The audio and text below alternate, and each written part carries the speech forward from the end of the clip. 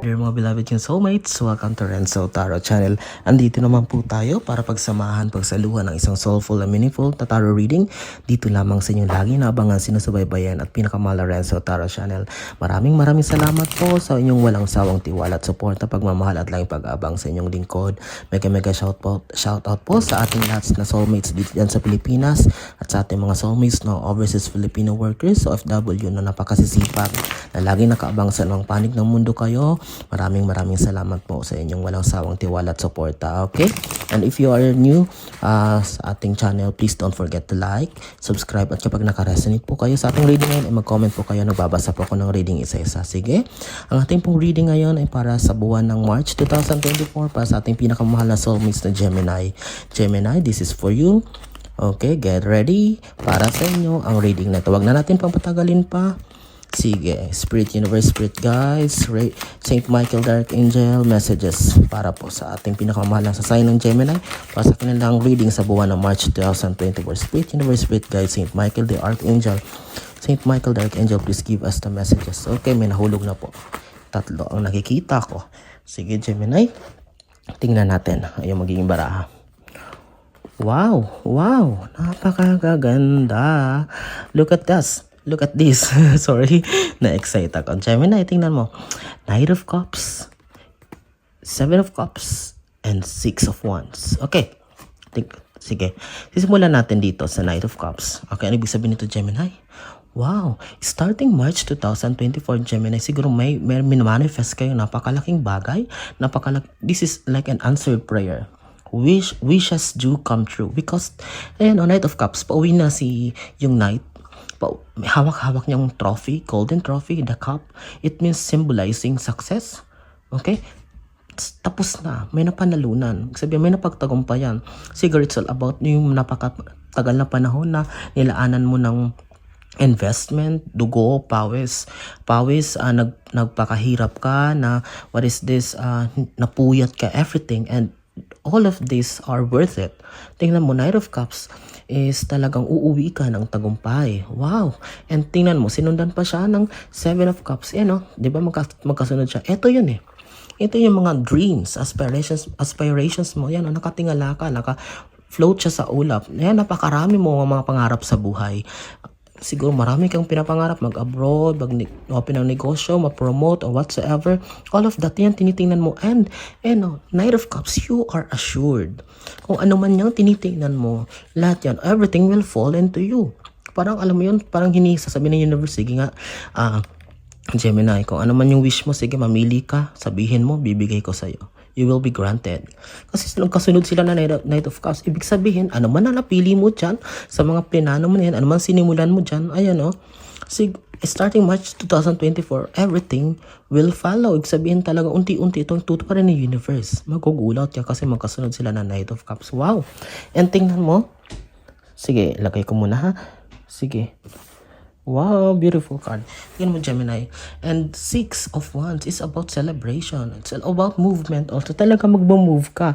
Not literally na mag-move na magpupunta ka sa lugar, but may movement, may elevation, tataas ang position mo. Okay? May mapapromote sa inyo. Gemini, starting March 2024. May mapopromote, may negosyong lalago, may biglang magba-viral or whatsoever. Kung ano man tong mga ginagawa nyo ngayon, sige, pagpatuloy nyo to kasi March 2024 makikita nyo yung bunga niya. Magugulat na lang kayo sa magiging turn out ng events, ng mga pangyayari na hindi mo akalain, lubos akalain na mangyayari pala. Hindi kasi yun, no? Kasi tingnan mo, nagsimula tayo sa Seven of Cups. Diba, yun yung mga pinapangarap mo, visualize mo, vision mo. And sabi ko nga, dahil sa Knight of Cups ay lumabas sa Knight of Cups, ay talaga matutupad ang mga ito. And with these Six of Wands, this is all about talagang movement. Big celebration. Siguro meron sa inyo, meron pa dito sa inyo Gemini na parang mag-start ng maging content creator. Okay, may nag-vlog, reels, or whatever, YouTube, gagawa ng content. It's all about followers, no? May mga tagasunod ka. Starting March 2024, maraming magpa-follow sa'yo, maraming titingala sa'yo, Gemini. Okay, it's all about, fame, sisikat ka. It's all about, sige, kung makaka-resonate dito, yung ibang hindi makaka-resonate, sige, kunin nyo pa yung energy, but ito yung mensahe na pinapakita ng baraha. It's all about recognition. Ayun, no? Knight of Cups. Ayun. And this is all about following. Siguro may politiko dito, politiko or public servant or whatsoever, but it's all about magigain ng followers, tagahanga. It's because dahil dito sa Knight of Cups. Wow! Gemini, congratulations in advance. Sige.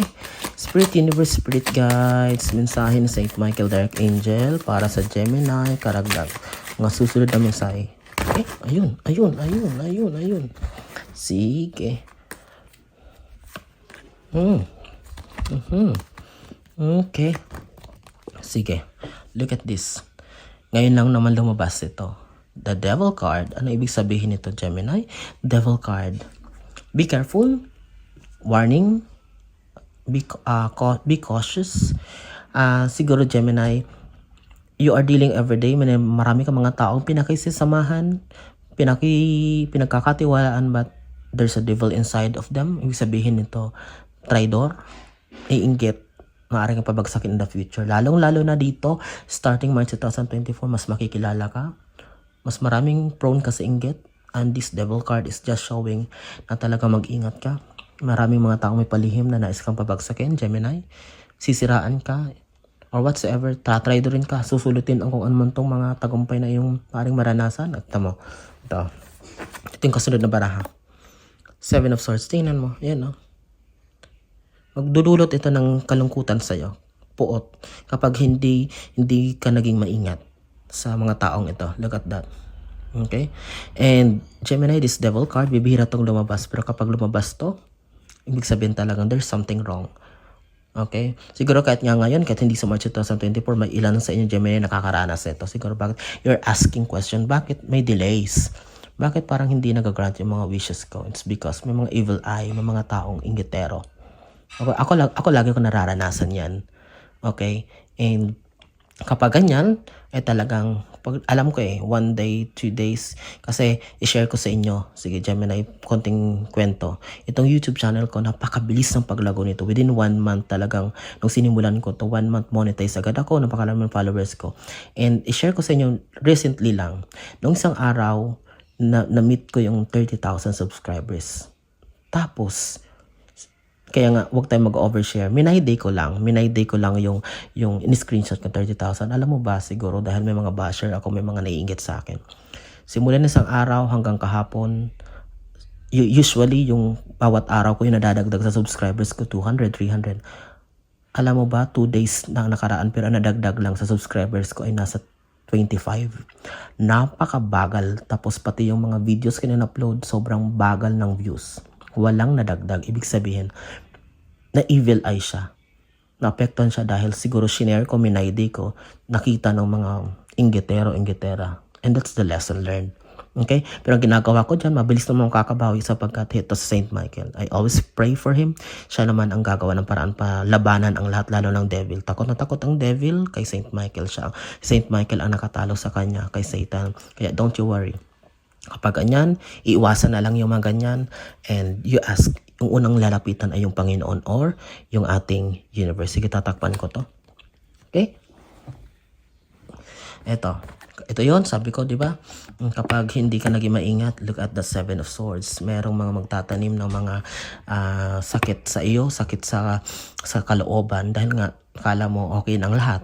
Masaya ka na dahil sa mga achievements, sa mga parating na blessings, but may mga tao palang may palihim sa'yo na inggit at nais ka lang saktan. And with this pang-anim na baraha, look at this Emperor. Ito yung sinasabi ko. Emperor, higher being, nakakataas siyang may pinakamataas na katungkulan. Ito ang Panginoon, the universe. Okay, ask for guidance. Manalangin ka sa Kanya. Siya lang ang tanging makakatulong. Kasi kapag hindi mo inuna ang Emperor, hindi mo inuna ang Panginoon sa lahat ng oras, sa lahat ng bagay, prone ka sa mga evil eye, sa mga inggit. At maapektuhan nito ang lahat ng yung mga gagawin, lahat ng mga plano mo sa buhay. Okay, at kapag naapektuhan, syempre babagal, hindi magsasucceed, magfe-fail, mas lalo kang malulungkot. Okay, at kapag nalungkot tayo, syempre hindi tayo mag-function, mawawala na tayo ng drive, ng passion sa mga ginagawa natin. Although talented tayo, ay ayoko na, tigil ko na to. Kasi wala namang nangyayari. It's because kasi naapektuhan tayo. But kapag naging maingat tayo, we always pray, lahat ng gagawin natin ay hingi tayo ng guidance sa Panginoon, ay nako, wala yan. Hindi nila kaya ang power ng Panginoon. Sinasabi ko sa inyo. Okay, nagsimula ako sa YouTube na to. Hindi ko naman to inakala na may talent pa ako na ganito. It's all about, dahil sa devotion ko kay Saint Michael, one time, napanagipan ko siya. Siya ang nagbigay sa akin ng idea ng clue na okay, gawin mo to. Everything hanggang ngayon ay eto. Kung ano man itong ginagawa ko sa ngayon, natutulong ko, it's because this is from God. This is the power of God. Okay? Ang power na to, ang energy nito ay galing sa Panginoon at wala nang iba pa. Okay? Sige, ito. Ayun. May nahulog. Sige, pulutin ko po. Okay, Gemini, para sa iyong pampitang baraha is the Two of Wands, new beginning. Okay, parang malayo ang tingin mo. Ano ba tong pinaplano? Ano ba tong parang napakarami pa rin tumatakbo sa isip mo? Tigilan mo na yan. Okay, stop overthinking, Gemini. Okay, di ba sabi ko nga kasi kapag nag-overthink tayo, maapektuhan yung ating pag-iisip. And you just choose. Pumili ka lang ng isang bagay na focusan mo. Kasi kapag marami, sa bagay, ayun, napakarami mo, you are very ambitious, okay, Gemini. But step by step, one take or one thing at a time. Okay, hindi mo pwedeng pagsabay-sabayin ang lahat ng yan. Okay, just focus on one thing. Kung ano ba talagang focus mo. And doon lang, huwag ka nang magpapapekto sa ibang tao. Huwag masyadong overshare or whatsoever. Kasi, alam mo yun, baka mag-fail ang lahat. Sige, pangwalong baraha. Wow. Tingnan mo. Talagang may malaking blessing. Talagang sisikat ka. Ito sabi ko sa'yo eh. Magigain ka ng followers talaga. Ito, tumapat pa siya sa 6 of Wands. Wheel of Fortune. Pag lumabas ang Wheel of Fortune, is prosperity, kasaganahan. Everything, blessings na bubuhos sa'yo. But sabi ko nga, maging maingat ka dahil lumabas ang Devil card. Siyempre, pag mayaman, pag maraming blessings, di ba yung sabi nga, yung puno ng bunga ay, hitik sa bunga ay binabato. And ito yung mangyayari sa'yo, Gemini, sa starting March 2024 kapag dumating yung blessings. Okay? Be careful. Ulitin ko, be careful lang. Mag-enjoy. I-share ang biyaya or whatsoever. Pero wag masyadong overshare. Be discreet. Wag ipahalata. Be low-key. Be humble na lang. Kasi, alam mo yun, akala nila ng lahat. Bagsak ka, wala ka. Pero, di nila alam.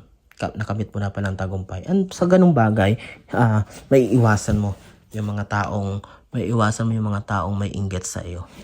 At may iwasan mo yung evil eye. Sige, last 2 cards tayo, Gemini. Spirit Universe, Spirit Guide, Saint Michael Archangel. Last 2 cards for the March 2024 reading for Gemini. Spirit Universe, Spirit Guides. Okay. Nahulog na pong dalawa. Naayos ka ng bara. Okay. Ito. Kung kanina lumabas yung 2 of Wands, you are thinking, may maraming tumatakbo sa isip mo, here you are, 3 of Wands, ready to face anything. Okay, handang-handa ka na para sa mga biyaya, sa mga konting problema na darating, you are ready. Okay, kailangan talaga, wala nang patumpik-tumpik pa, kailangan buo ang loob mo, Gemini, harapin ang lahat. Kasi kapag maraming mga questions na tumatakbo, maraming mga doubts na pa rin sa isip mo, ay nako, kailangan laging buo ang kalooban natin. Walang dapat natitira na konting pagdududa, hesitation, kasi yan makakasagabal dito sa Wheel of Fortune, it's malaking blessing na parating sa iyo, Gemini. Okay? And para sa yung 10th and last card, wow, 2 of Cups. It's all about transactions, deal, may masisil na contract, starting March 2024, kung ano man itong papasukin yung bagay. It's all about network transactions. Congratulations in advance, Gemini, at makukuha mo ito. And everything about sharing of knowledge, siguro ma-invite kayo sa mga seminars, magiging speaker kayo, or whatsoever. It's all about improvement. It's all about elevations, partnership. Congratulations in advance, Gemini. Wow! Sige, yan po ang isang napakagandang reading para sa inyo, pinamamahal kong Gemini. Naway natulungan kayo na nag-guide ko kayo ngayon sa isang napakalinaw na mensahe para sa inyong reading sa buwan ng March 2024. Pinakamamahal kong soulmates, maraming salamat sa inyong walang sawang tiwala at support. Hanggang sa susunod nating pagsasama dito sa inyong lingkod, Renzo Tarot Channel. Ano man ang ginagawa nyo ngayon, mag-iingat po kayo lagi. Maraming salamat and God bless us all.